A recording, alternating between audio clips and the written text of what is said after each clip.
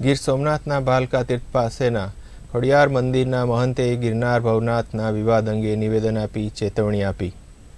ગીર સોમનાથ ભાલકા તીર્થ નજીક આવેલા નિરાલી ખોડિયાર મંદિરના મહંત અને મહામંડલેશ્વર બજરંગદાસ બાપુએ જૂનાગઢના વિવાદ અંગે પ્રતિક્રિયા આપી છે।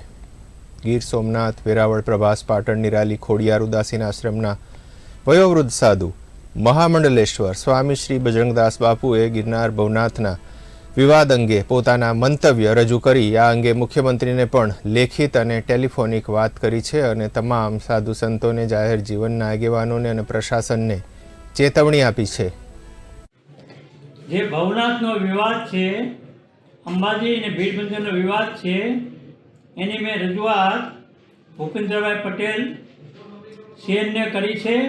જિલ્લા કલેક્ટરને રજૂઆત જુનાગઢ કરું છું કે જે ગુરુ દત્તાશ્રી મંદિર સરકાર મામલતદાર હસ્તક લેવામાં આવેલું છે, તે મંદિરનો હકદાર મહંત મહેશગીરી ગુરુશ્રી અમૃતગીરીનો હક થાય છે।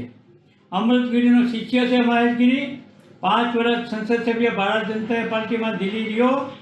જ્યારે એનો શિષ્ય મુક્તાનંદ બ્રહ્મલીન થઈ ગયા એટલે મહામંડલેશ્વર ભારતી બાપુએ મહેશગીરીને બોલાવેલા કે હવે આ તમારું ગુરુ દત્તાજી જગ્યાની રાણપુરની જગ્યા અને કમલપુર ત્રણેયના તમે સંભાળી લ્યો।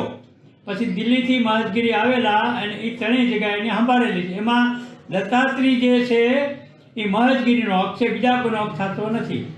પછી અંબાજી મંદિર અને ભીડબંધન મહાદેવ મંદિર છે એ ગ્રસ્તી ધનસુખગીરી પરિવારનો હક થાય છે। એમાં હરિગીરીનો કોઈ હક થતો નથી। હરિગીરી ભવનાથમાં અવારનવાર જે ગરીબ મહાત્માઓ છે એને મારીને કાઢી મૂકે, એના પરિવારના વાળાઓને મહંતી આપે છે। એને માટે હું સખ્ત શબ્દોમાં વખોડી કાઢું છું।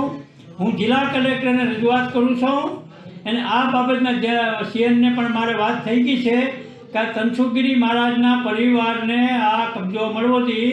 એ મેં વાત કરી આવતીકાલે જિલ્લા કલેક્ટરને પણ આજે ફોન કર્યો છે।